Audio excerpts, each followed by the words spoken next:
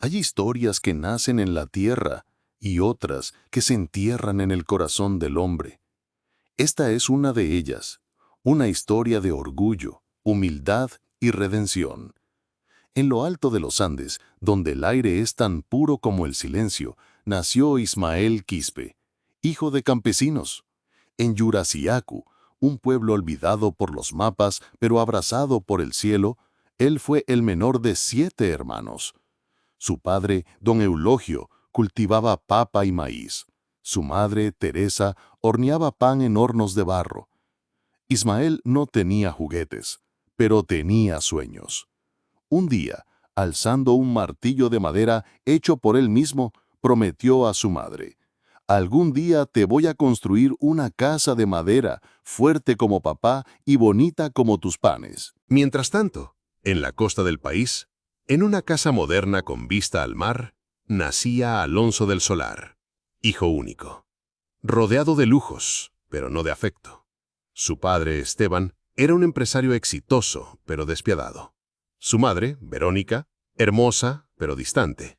Alonso creció entre sirvientes, cámaras de seguridad y colegios de élite. No conoció el sabor del campo, ni el olor del pan recién horneado. Desde pequeño, escuchaba una sola frase: los pobres son obstáculos. El dinero manda, hijo, y tú mandarás también. Así, el niño Alonso creció creyendo que la riqueza lo era todo, que los sentimientos eran debilidad, que el poder era un derecho, no una responsabilidad. Nunca aprendió a dar gracias, nunca conoció la necesidad, nunca miró a los ojos de quienes lo servían, porque en su mundo los demás no eran personas, eran funciones. A los 16 años, Ismael llegó con su madre y su hermana Lucía a Chiclayo. Buscaban tratamiento. Lucía tenía los riñones al borde del colapso. Ismael dejó la escuela. Se convirtió en aprendiz de carpintero. No fue fácil, pero pronto sus manos se hicieron sabias. Su taller era pequeño, con apenas un par de herramientas, pero estaba lleno de amor. Cada mueble que tallaba llevaba el nombre de su hermana oculto en alguna esquina. Él era el sostén del hogar. Trabajaba de sol a sol para poder pagar las medicinas de Lucía. Y cada noche al volver, le contaba historias para hacerla reír. «No tengo mucho», decía, «pero mientras yo respire, Lucía vivirá». Era pobre, sí, pero rico en voluntad, en ternura, en fe. Porque hay pobreza que dignifica y riqueza que corrompe. Y en el corazón de Ismael había algo que ni el tiempo ni la tristeza podían arrancar: la esperanza. Mientras Ismael aprendía a tallar madera con devoción y humildad, en otra parte del país Alonso del Solar ascendía rápidamente por la escalera del poder. A los 21 años ya era gerente, a los 24 vicepresidente y a los 28 el flamante CEO de la empresa familiar. Su nombre aparecía en revistas, en eventos exclusivos, en columnas de negocios. Lo llamaban visionario. Pero tras esa imagen impecable se escondió un joven que nunca supo lo que era ganarse el pan con el sudor de su frente. Alonso se convirtió en símbolo de éxito y de arrogancia. Nunca pidió perdón, nunca dijo gracias. Miraba a todos desde arriba, como si el mundo entero estuviera allí solo para obedecerle. Pero dentro de sí aún vivía un niño vacío, un niño que confundía respeto con miedo, afecto con obediencia, poder con amor. Y en su soberbia tomó decisiones que cambiarían la vida de muchos, decisiones que lo acercarían sin saberlo al humilde carpintero que un día quiso salvar un parque. Fue entonces cuando la empresa de Alonso compró un terreno en el norte del país. Su ambición: construir el centro comercial más grande de todo litoral peruano. Lo que Alonso no sabía, o no le importó saber, es que en ese terreno vivía el corazón de una comunidad, un barrio humilde pero unido. Y entre sus calles vivía Ismael.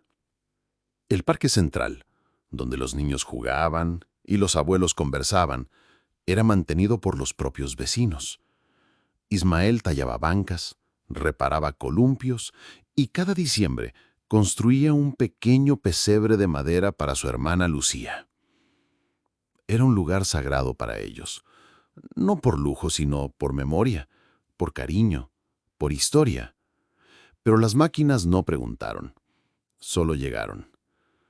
Árboles fueron talados, muros derribados, niños desplazados.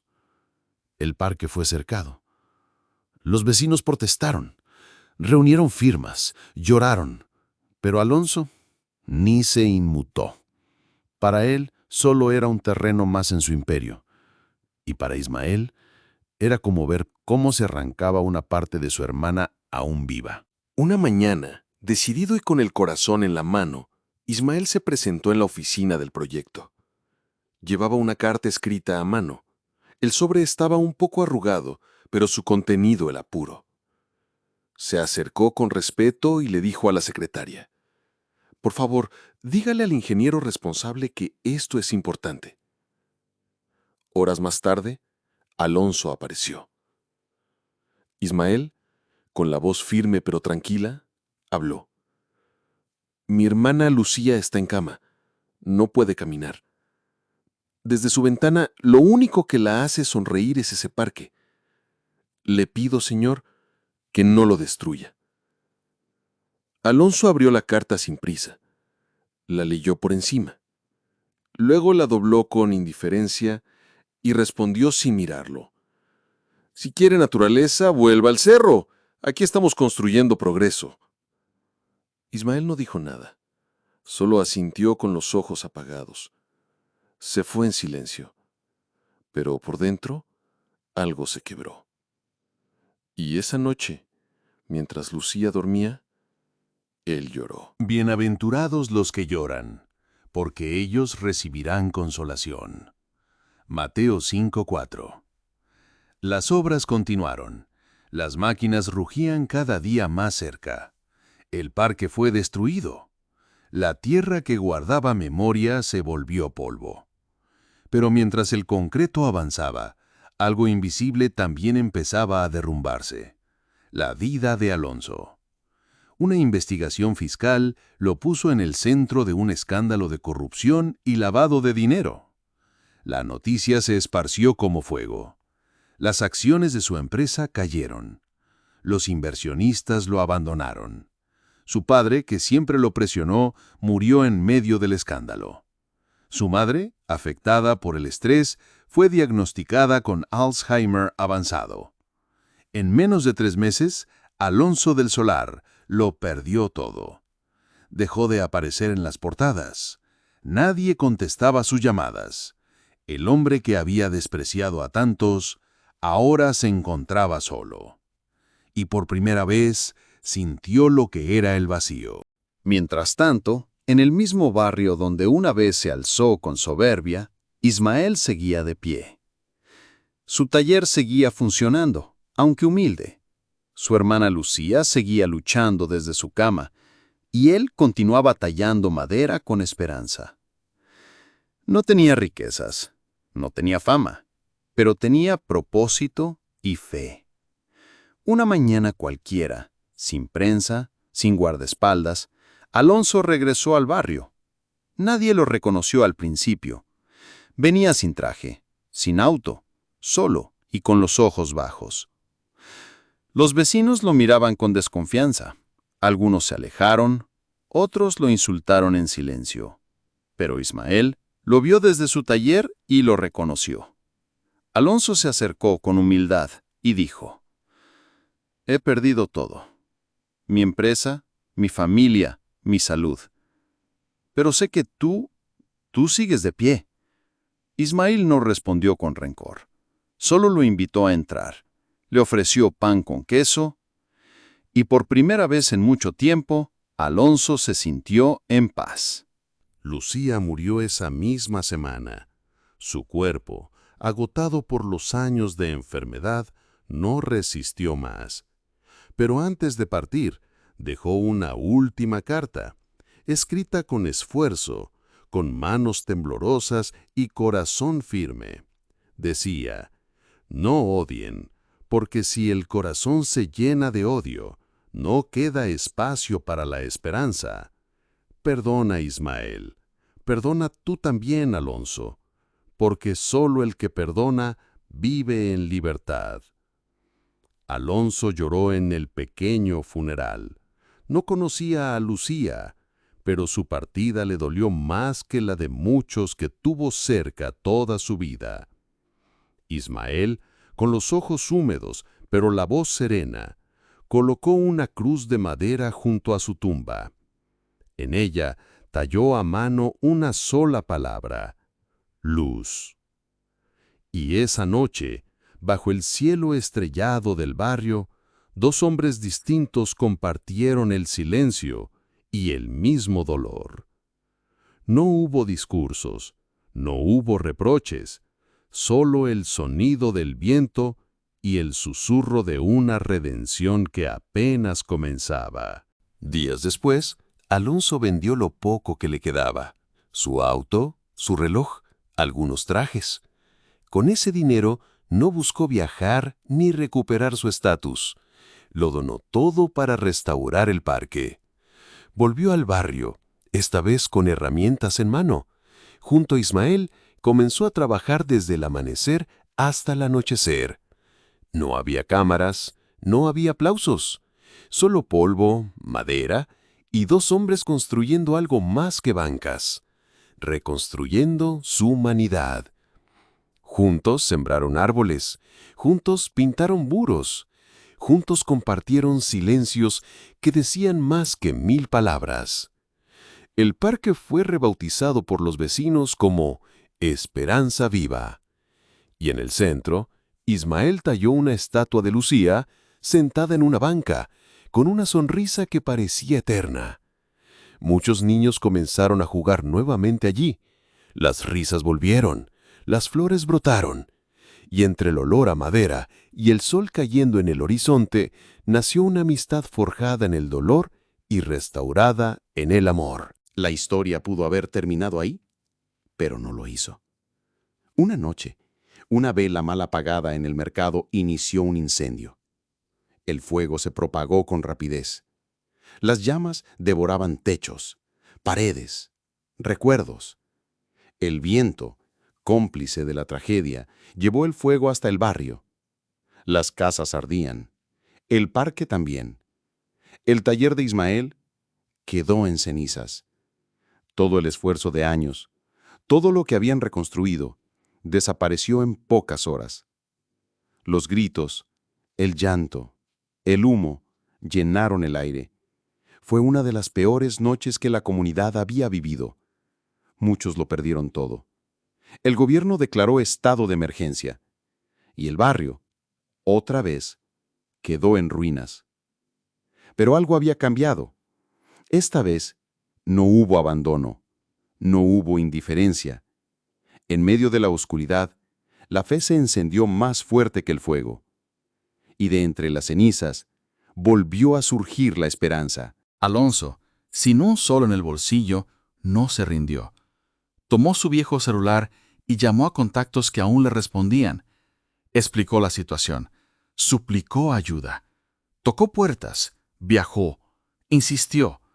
No lo hacía por limpiar su imagen, lo hacía porque por fin entendía el valor de una comunidad que antes ignoró.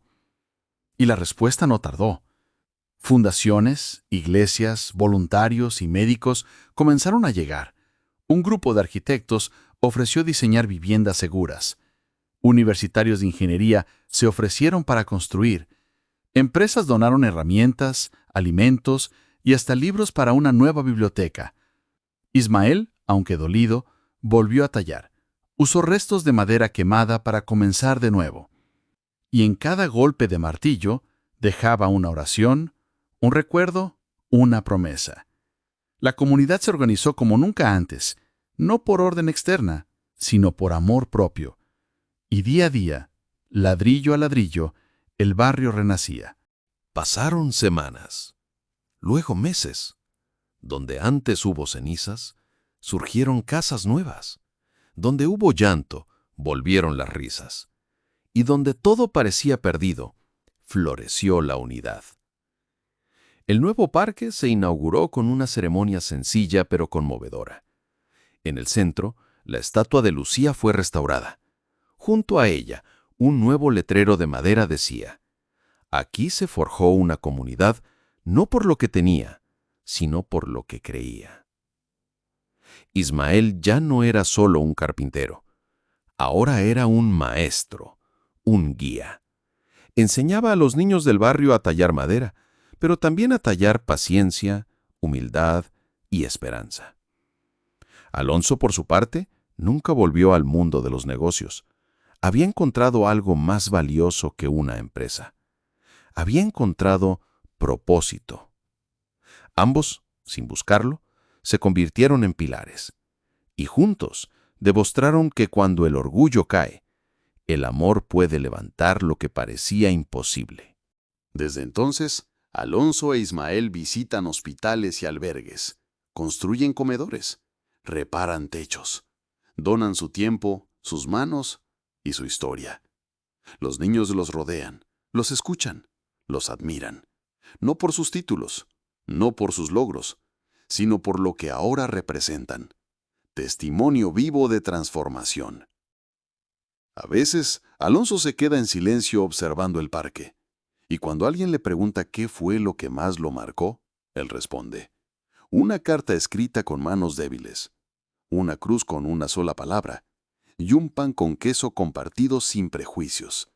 Ismael sonríe cuando lo escucha.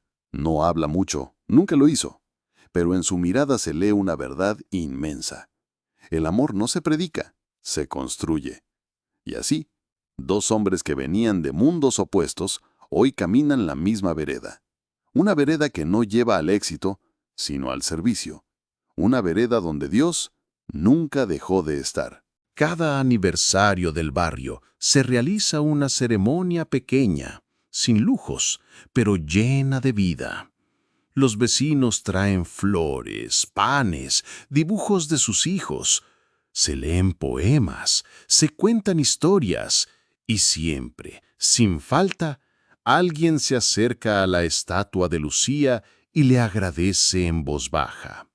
No falta quien deje una carta, no falta quien derrame una lágrima, porque todos saben que sin su ternura y sin el dolor que unió a dos hombres, nada de eso existiría.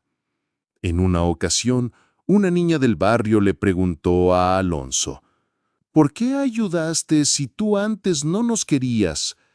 Él se arrodilló, le tomó la mano y respondió: porque aprendí que el dinero no vale si no sirve para sanar. Y tú me ayudaste a recordar quién soy.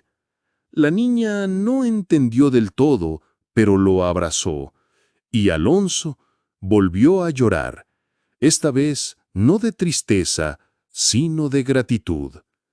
Fue así como Lucía, aún después de muerta, logró que el barrio recordara que el amor supera cualquier rencor y diferencia, y que siempre hay esperanza para quienes están dispuestos a abrir el corazón a los amados.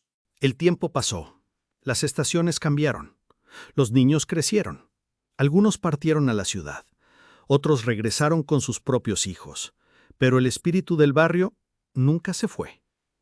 El Parque Esperanza Viva se convirtió en símbolo de resistencia, de amor, de memoria. Muchos lo visitan sin saber su historia completa. Solo sienten algo especial en el aire, una paz que no se explica, un silencio que consuela.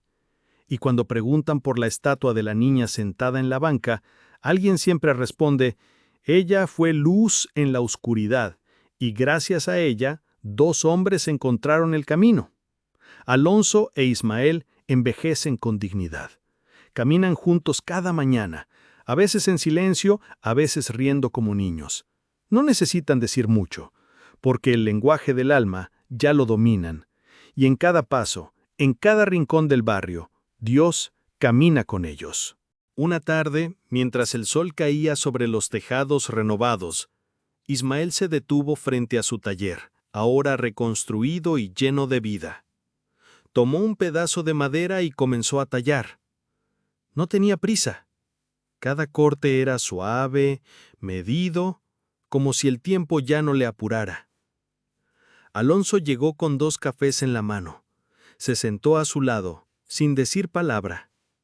Y así, por horas, los dos trabajaron en silencio, uno con la madera, el otro con el alma. Cuando terminó, Ismael mostró lo que había hecho. Una pequeña cruz, sencilla, sin adornos, pero firme. En el centro talló una palabra: renacer. Alonso la sostuvo con cuidado. Luego dijo: «Eso es lo que hicimos, ¿no? Renacimos». Ismael asintió, y por primera vez en mucho tiempo, ambos cerraron los ojos. No para olvidar, sino para agradecer. Porque habían aprendido que no se trata de cuánto tienes, sino de cuánto puedes dar. Y que el verdadero legado no se mide en metros cuadrados, sino en corazones tocados. Hoy, cada rincón del barrio guarda un recuerdo, una lección, un acto de fe. Los niños juegan sin miedo, los ancianos sonríen al verlos, y los jóvenes aprenden que no hay mayor fuerza que la de una comunidad unida. Alonso ya no busca recuperar su antiguo apellido. Prefiere que lo llamen hermano, y cuando alguien le pregunta quién fue, responde con humildad: «Solo fui un hombre que aprendió tarde, pero no demasiado tarde». Ismael, por su parte, sigue enseñando carpintería, pero también enseña otra cosa: esperanza. Y cada nuevo aprendiz recibe una regla, un martillo y una historia. La historia de cómo el orgullo cayó y el amor lo reconstruyó todo. ¿Y tú, que escuchas estas palabras, vas a esperar perderlo todo para empezar a vivir con propósito? ¿O vas a permitir que Dios transforme tu vida desde ahora sin ruinas, sin incendios, sin lágrimas de más? Elige hoy, porque a veces las oportunidades no regresan, pero la fe siempre está dispuesta a renacer. El que se enaltece será humillado, y el que se humilla será enaltecido. Lucas 14:11. La vida no mide a los hombres por sus cuentas bancarias, sino por lo que hacen con lo que tienen. Y cuando uno decide vivir con humildad, lo poco se multiplica, lo roto se repara, lo perdido se encuentra. Esta historia, aunque parezca un cuento, sucede todos los días, en distintas formas, en distintos rostros. Hombres ricos de soberbia y pobres de alma. Hombres sencillos, humildes, pero gigantes de corazón. La elección siempre está en tus manos, cada día, cada palabra, cada decisión. Porque el verdadero enemigo no es la pobreza, es el orgullo. Y el verdadero milagro no es tenerlo todo, sino aprender a amar aún cuando lo has perdido todo. Que tu vida sea testimonio, no de lo que lograste, sino de a quien ayudaste a levantarse. Y si alguna vez caes, recuerda, Dios no se aleja del que cae de rodillas con sinceridad. El amor siempre reconstruye, y la humildad siempre deja huella. Gracias por escuchar. Que Dios te bendiga donde quiera que estés.